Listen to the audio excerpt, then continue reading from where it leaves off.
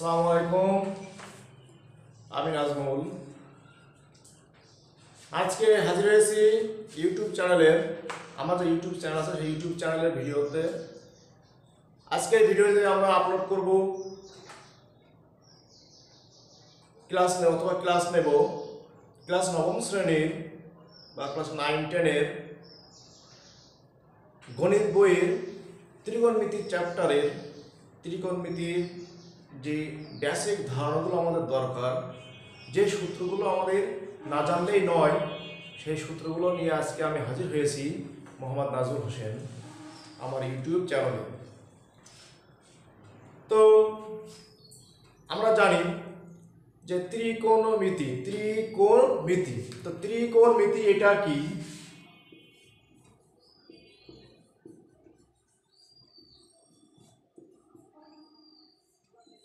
আমরা এখানে লিখলাম যে ত্রিকোণমিতি। তো ত্রিকোণ আর হচ্ছে মিতি। তা ত্রিকোণ মানে আছে কি? তিনটে কোণ। ত্রিকোণ মানে আমরা সাধারণত জানি কি? তিনটি কোণ। আর মিতি শব্দের অর্থ আমরা জানি পরিমাপ। তাহলে তিনটি কোণের পরিমাপ নিয়ে যেখানে আলোচনা করা হবে সেটাকে বলা হয় ত্রিকোণমিতি।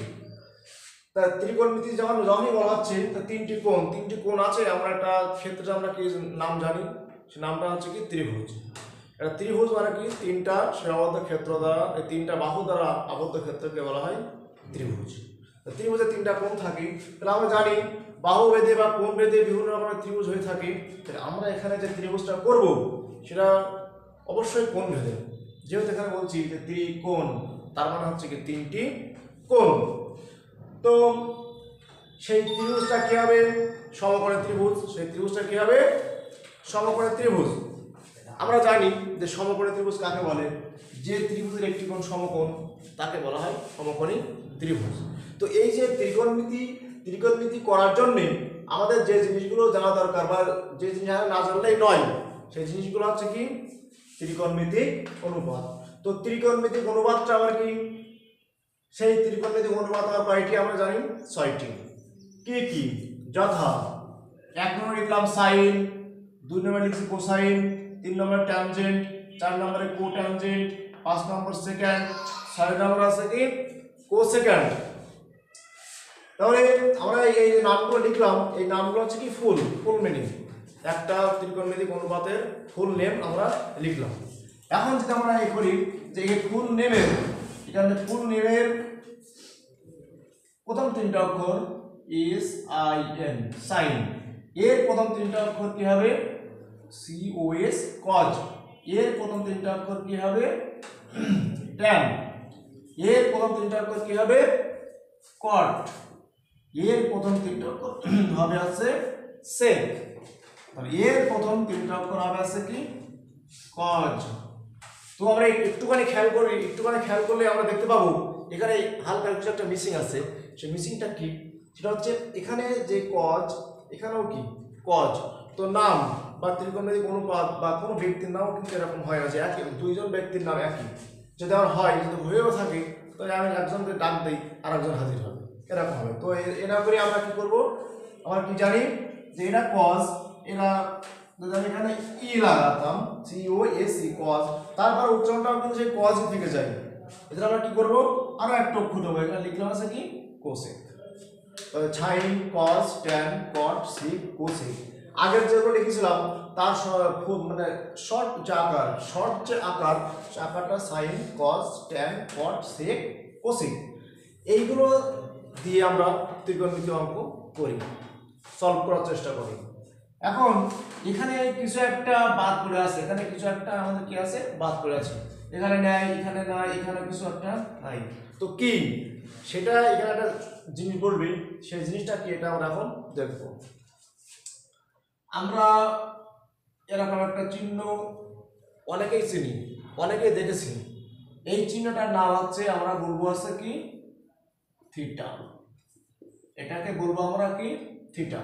এটা কি অক্ষর? এটা হচ্ছে গ্রিক অক্ষর। গ্রিক অক্ষর আমরা আরো জানি আলফা, বিটা, গামা, সাই, টাই, এরকম অক্ষর আছে। আলফা, বিটা, গামা, সাই, টাই, এই যে থিটা, তাই না? আরো অনেক আমরা জানি পাই, সিগমা, তারপরে ল্যামডা, এগুলো সব কি গ্রিক অক্ষর। আমরা যেরকম পড়ি এ বি সি ডি পড়ি না, তাহলে গ্রিক দেশে মানে গ্রিক দেশের অক্ষরগুলোকে এরকম আলফা বিটা গামা বা থিটা পাই সিগমা ডেল্টা ওমেগা এগুলো এরকম করে আমরা এগুলো ওখানে পড়া হয়। তো আমাদের আর এটা কিছু লাগবে না, আমাদের এখানে লাগবে থিটা। তো এই থিটা কি? থিটা অবশ্যই আমরা জানি যে থিটা একটি কোণ। তো কোণ আবার কি? কোণটা আমরা জানি যে দুটি বাহু যে বিন্দুতে মিলিত হবে, যে একটা শীর্ষবিন্দুতে দুটো বাহু যদি মিলিত হয় তাহলে যে ক্ষেত্রে সৃষ্টি করবে, যে জায়গা সৃষ্টি করবে, এটাকে আমরা বলে আছে কোণ। তা সেই কোণটা আছে আমাদের থিটা, সেই কোণটা হচ্ছে আমাদের থিটা। তো থিটা আমরা এরকম করে লিখি, যে যেভাবে লেখো না কেন চিহ্নটা ঠিক এরকম হবে যে এক কথায় যদি বলা হয় যে কি পেট কাটা শূন্য, শূন্যকে পেট কেটে দিলে কি এটা থিটা হবে। এই থিটাটা আবার কি? এই থিটাটা হবে একটা সূক্ষ্মকোণ। যদি আমরা একটি এখানে সমকোণী ত্রিভুজ আঁকাই তাহলে এখানে একটা কোণ আমরা নির্দেশ করলাম, সেই কোণটা আছে কি সূক্ষ্মকোণ। এটাকে যদি আমরা থিটা দিয়ে চিহ্নিত করি তাহলে থিটা। আর আমরা জানি, আমরা আগেই বলেছি যে ত্রিকোণমিতি, আমরা তিনটি কোণ নিয়ে আসে আমাদের কাজ। তাহলে সমকোণ, সমকোণের বিপরীত অতিভুজ, লম্বভূমি, এটা আমরা একটু পরেই বলছি। তো এখন যেটা বললাম এটা হচ্ছে কি থিটা। এই থিটা সূক্ষ্মকোণ, সেই থিটাকে নিয়ে আমরা কাজ করব। তাহলে এখানে প্রত্যেকটা এখানে হবে আছে কি থিটা, প্রত্যেকটা ত্রিকোণমিতির পাশে আমরা কি লিখে দিলাম থিটা। এখন দেখি আমরা এই যে এই ত্রিকোণমিতিক অনুপাত দেখি ছয়টা, এই ছয়টা ত্রিকোণমিতিক অনুপাত একটার সাথে আরেকটা রিলেটেড। কিরকম ভাবে রিলেটেড? এর যে প্রথমটা আছে এর লাস্টেরটার সাথে এটা কি রিলেটেড, এর যে দ্বিতীয়টা আছে এর দ্বিতীয়টার সাথে একটা সম্পর্ক আছে, এর যে তৃতীয়টা এদিক থেকে আমার তৃতীয় 3 নম্বর আছে সম্পর্ক আছে। দেখো এদিক থেকে ফার্স্ট আর এদিক থেকে ফার্স্ট, তাহলে first and last, second and second, third and third এর সাথে কি আছে মিল আছে। এবং এই সম্পর্কটা কিরকম দেখি আমরা এখান থেকে কি কি সিদ্ধান্তে উপনীত হতে পারি আমরা দেখি। প্রথমে আমরা লিখবো হচ্ছে কি সাইন থিটা। তাহলে সাইন থিটার সাথে সম্পর্ক কার বললাম? Cosec theta. তাহলে সাইন থিটা ইকুয়াল টু হবে হচ্ছে 1/কোসেক থিটা। ঠিক একই ভাবে যদি আমি বলি কোসেক থিটা ইকুয়াল টু কি, তাহলে এখানে আসবে 1/সাইন থিটা। যদি আমি 3 নম্বরের কথা আসি, কজ, কজের সাথে সম্পর্ক কার সেক, তাহলে এখানে আসবে আছে cos থিটা ইকুয়াল টু কি হবে 1/sec থিটা। 4 নম্বরে যদি আমি লিখি যে sec থিটা ইকুয়াল টু কি হবে 1/cos থিটা। 5 নম্বরে যখন যদি আমি আসি যে tan এর সাথে সম্পর্ক কার, tan theta equal two 1/cot theta, আবার cot theta equal two 1/tan theta. এছাড়া এই যে 6টা সম্পর্ক আমরা লিখলাম, এটা 6টা ত্রিকোণমিতি এবং প্রত্যেকটার সাথে যাদের সম্পর্ক, সম্পর্কটা কি হবে বিপরীত, সম্পর্কটা বিপরীত, কনভার্স বা ইনভার্স। এখন এই 6টা সূত্র আমরা এখান থেকে পেয়েছি। এছাড়া আরো 2টা সূত্র আমরা লিখতে পারি যে tan থিটা ইকুয়াল টু কি হবে sin theta by cos theta, আবার cot থিটা ইকুয়াল টু কি হবে cos theta by sin theta. আমরা কিন্তু এই ত্রিকোণমিতিক যে অনুপাত, যে অনুপাতের ভিতরে যে সম্পর্ক, সেই সম্পর্ক দিয়ে কিন্তু আমরা কি করলাম এই সূত্রগুলো জানলাম। তাই এই সূত্রগুলো আমাদের জানা অবশ্যই প্রয়োজন। তো আমরা আসি, এগুলো আমরা মুছে দিই, এগুলো আমরা জেনে ফেললাম। এবার আমরা যে কথাগুলো আগে বলছিলাম সেই কথাগুলো দিয়ে আমরা কিছু কাজ করব। আমরা আগেই বলছিলাম যে ত্রিকোণমিতি, আমরা আগে যেটা বলছিলাম সেটা কি ত্রিকোণমিতি মানে 3টি কোণ। তাই এখন তো আমরা এখানে আমরা তো সূত্র দেখলাম কিছু, এখন জাস্ট আরেক ধরনের কিছু বর্ণনা আছে।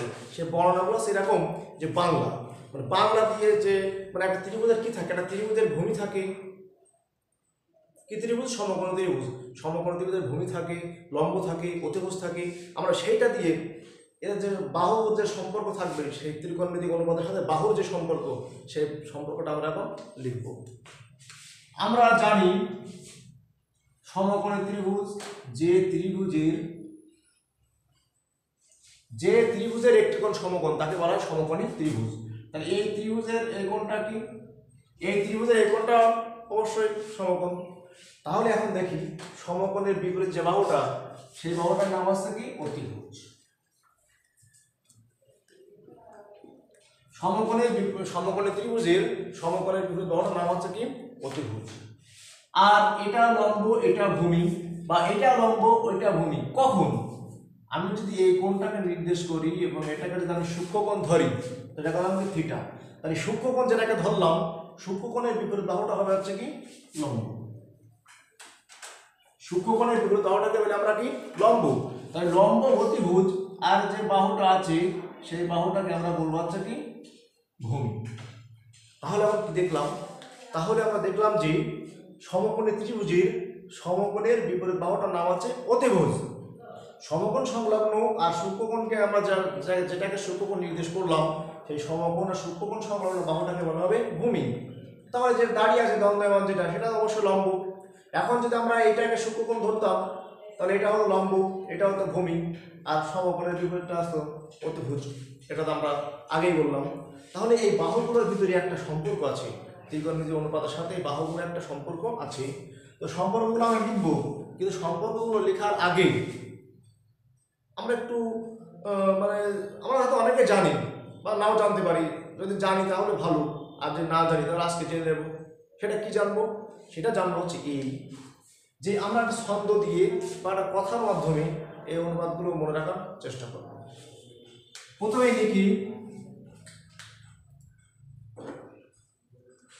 প্রথমে আমি লিখি যে এখানে কি? সাগরে লবণ অনেক, বা আছে, অনেকও লিখতে পারি, বা আছেও লিখতে পারি। তাহলে এখানে আমাদের কি আসছে? আমরা এটাকে আরো একভাবে বলতে পারি, সেটা কি বলবো আমরা পরে আসি। তো এখানে কি আসলাম? সাগরের সা থেকে আমি যদি লিখি সাইন, আর লবণের ল থেকে আছে কি? লম্ব, আর অনেক থেকে আমরা যদি এখান থেকে ও নিয়ে আসি, তাহলে এটাকে বলবো আমরা অতিভুজ। তাহলে আমরা কি লিখলাম? যে সাইন থিটা ইকুয়াল টু কি? লম্ব বাই অতিভুজ। আমরা এটাকে আরো একভাবে বলতে পারি, কি বলতে পারি? সেটা কি বলতে পারি আমরা? যে সাইন অল, সাইন অল। তো অল মানে কি? এটা আমাদের জানতে হবে আগে, যে এ অল মানে কিন্তু সব, এরকম কিছু না, যে all all sine all all. তাহলে ওয়া থেকে যদি আমি বলি অতিভুজ, আর ল থেকে যদি বলি লম্ব, তাহলে এটাকে আমরা উল্টোভাবে চিন্তা করি, তাহলে কি হবে? লম্ব বাই অতিভুজ। মানে এটা জাস্ট মনে রাখার একটা সিস্টেম। আমরা আমাদের তো কত পড়া, কত কিছু মনে রাখতে হয়, তা আমরা কি করব?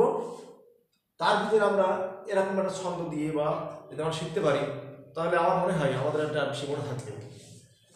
তো সাইন অল সেখানে আছে লম্ব বাই অতিভুজ, উল্টো গল্পটা করবো। আর আমরা যদি প্রথমটা পড়ি, তাহলে কি হচ্ছে?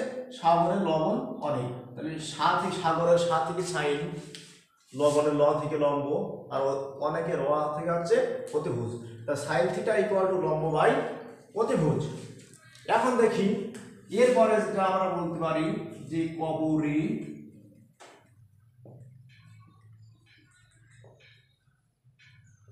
ভূত আছে।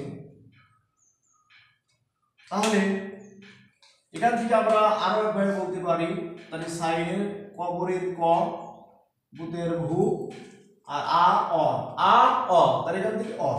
তাহলে আমরা কি দেখছি? এখানে cos থিটা ইকুয়াল টু ভূমি বাই অতিভুজ, ভূমি বাই অতিভুজ। তো cos থিটা কি দেখো আমরা? ভূমি বাই অতিভুজ। এটাকে আরো একভাবে লিখতে পারি আমরা, যে কি? সাইন অল লিখেছিলাম আগে, আর এখন আমরা লিখবো কি? যে cos অব। এটা কিন্তু কোনো সূত্র না, এটা কিন্তু কোনো শব্দ না, এটা জাস্ট আমরা কিভাবে মনে রাখবো সেটা একটা সিস্টেম। তাহলে কবরে ভূত আছে, কজ অভ তাহলে এখানে অভ না বলে আমরা বলবো কি, যেটা আমরা উল্টোভাবে কল্পনা করবো, তাহলে ভ থেকে ভূমি আর অ থেকে অতিভুজ। আরো একটা আমাদের বাকি আছে, সেটা হচ্ছে কি, সেটা হচ্ছে টেরা লম্বা ভূত। এখান থেকে আমরা কি পাই, এখান থেকে আমরা পাচ্ছি কি ট্যান থিটা সমান ইকুয়াল টু কি লম্ব ভাগ ভূমি। ট্যান থিটা ইকুয়াল আছে কি লম্ব ভাগ ভূমি। তো এখানে এটা কি বলা যায়, এটা হলো sine all cos of tan ভুল। আমরা যদি এরকম বলি ট্যান ভুল, ভুল তো না, এটা ভূ আর আছে ল, তার উল্টোটা কি হবে ল ভূ, তার লম্ব ভাগ ভূমি। আমরা এখান থেকে আরো কিছু বলতে পারি, যে সেটা কি, আমরা জানি সাইন থিটার সাথে সম্পর্ক কার, কোসেক থিটা। তাহলে কোসেক থিটা ইকুয়াল টু এখানে আমরা কি লিখতে পারি, তাহলে কোসেক থিটা ইকুয়াল টু, তাহলে cosec sine theta equal two যদি 1/কোসেক থিটা হয়, তাহলে কোসেক থিটা ইকুয়াল টু কি 1/সাইন থিটা। তার মানে সাইন থিটা ইকুয়াল টু যদি আমরা বলি লম্ব বাই অতিভুজ, তাহলে কোসেক থিটা ইকুয়াল টু কি হবে অতিভুজ বাই লম্ব, তার উল্টোটা হবে। তাহলে এখানে আমরা বলবো অতিভুজ বা লম্ব। এখানে এরকম কজের সাথে সম্পর্ক আমরা জানি সেক থিটা, তাহলে সেক থিটাও ঠিক একইভাবে অতিভুজ ভাগ হচ্ছে কি হবে ভূমি। এখানে ট্যানের সাথে সম্পর্ক আমরা জানি কট theta, tan theta equal two লম্ব বাই ভূমি হয়, তাহলে এখানে এখানে কি হবে ভূমি ভাগ লম্ব। তো এই যে আমাদের আগে দেখেছি ত্রিকোণমিতিক অনুপাতগুলোর মধ্যে সম্পর্ক, অনুপাতগুলোর নিজেদের মধ্যে সম্পর্ক, আর এখন দেখলাম যে ত্রিকোণমিতিক অনুগুলোর সাথে একটা সমকোণী ত্রিভুজের বাহুগুলোর সম্পর্ক কি হয়। তো আমরা যেভাবে পারি যেভাবে হোক না কেন আমাদের এগুলো শেখার দরকার। তো এটা শেখার একটা সিস্টেম তোমরা এটা ভালোভাবে শিখে নিবে, বা অনেকে হয়তো দেখতে পারো না, কিন্তু এখন এটা ভালোভাবে দেখে নাও।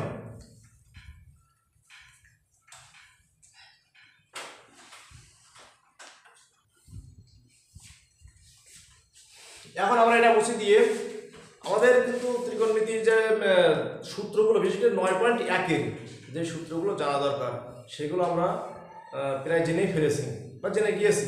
আর একটা টপিকস দিয়ে আমরা আজকের ভিডিওটা শেষ করব। আর এরপরে একদিন আমরা ভালো বলে নিই 9.1-এ কিন্তু ত্রিকোণমিতিক অনুপাতের মান নেই, কিন্তু আমরা 9.2 করব, সেখানে কিন্তু ত্রিকোণমিতিক অনুপাতের মান বের করতে হবে। তো আমরা তো 9.2-এ যাবো বা 9.2-এর অঙ্কগুলো শিখবো, সেখানে গিয়ে আমরা ওইগুলো টেকনিকটা একটু বলবো। তো এখন মুছে দিই।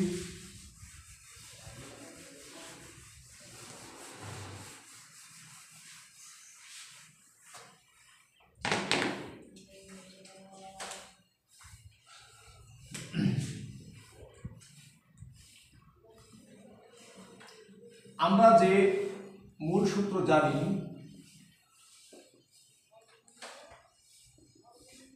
আগে আমরা বলেছি কি যে কি ত্রিকোণমিতিক অনুপাতগুলোর সম্পর্ক, সেটা ছিল বিপরীত। এটাও কিন্তু একটা কি ত্রিকোণমিতিক অনুপাতের সম্পর্ক, সাইনের সাথে কজের সম্পর্ক। আগে যেমন বলেছি সাইনের সাথে কোসেকের সম্পর্ক, আর এখন আমরা বলছি সাইনের সাথে কজের সম্পর্ক। তো সম্পর্কটা এখন কি সাইন স্কয়ার আর আছে কজ স্কয়ার। যখন স্কয়ার থাকবে তখন সম্পর্কটা ঠিক এরকম হবে। তো আমরা এটা আছে মূল সূত্র যে কি sine square theta plus cos square theta equal two 1। এখান থেকে আমরা যদি বলি যে না আমার দরকার সাইন স্কয়ার থিটা, তাহলে হবে আছে কি 1 মাইনাস কজ স্কয়ার থিটা।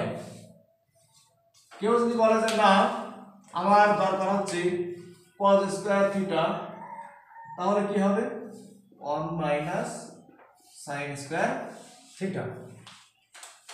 এর কিন্তু বিষয়টা কি করেছে, মূল যে সূত্রটা আমরা লিখলাম sine square theta plus cos square theta equal two 1, কিন্তু অনেক সময় দেখা যাচ্ছে যে আমাদের অঙ্ক করার সময় সাইন স্কয়ার থিটা লাগে, অঙ্ক করার সময় দেখা যাচ্ছে কজ স্কয়ার থিটা লাগে, তখন আমরা কিন্তু এরকম করে লিখতে পারি sine square theta equal two 1 minus cause square theta. ঠিক একইভাবে cause square theta equal two 1 minus sine square theta.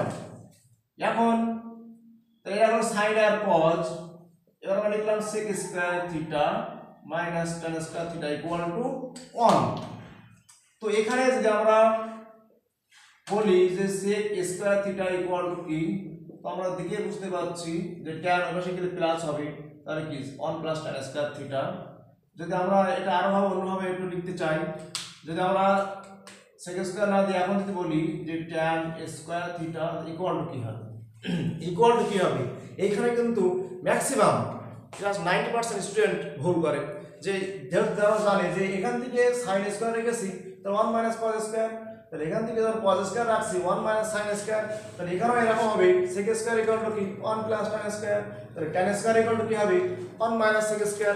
এই ভুলটা ম্যাক্সিমাম 95% স্টুডেন্ট ভুল করে প্রথমে, তারপরে যখন একবার শেখা হয়ে যায় তারপরে তার ভুল হওয়ার কথা না। তাহলে এখানে আমরা tan স্কয়ার আগে একটা চিহ্ন আছে, এটা আছে কি মাইনাস, তাহলে minus tan square equal to কি হবে 1 মাইনাস sec স্কয়ার থিটা।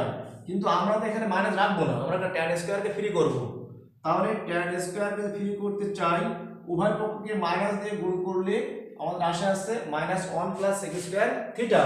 তাহলে এটাকে যদি আমরা এরকম লিখি যে sec স্কয়ার থিটা মাইনাস 1, তাহলে এটা কি ভুল হবে? ভুল হবে না, কারণ এটা হবে আমাদের মূল সূত্র, যে কি tan square theta equal two হবে আমাদের কি sec square theta minus 1, tan square theta equal two হবে sec স্কয়ার থিটা মাইনাস 1।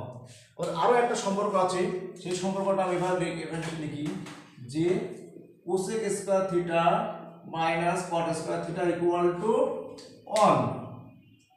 তাহলে এখানে কি হবে, যদি আমরা cosec স্কয়ার থিটা লিখি তাহলে আসবে 1 প্লাস cot স্কয়ার থিটা।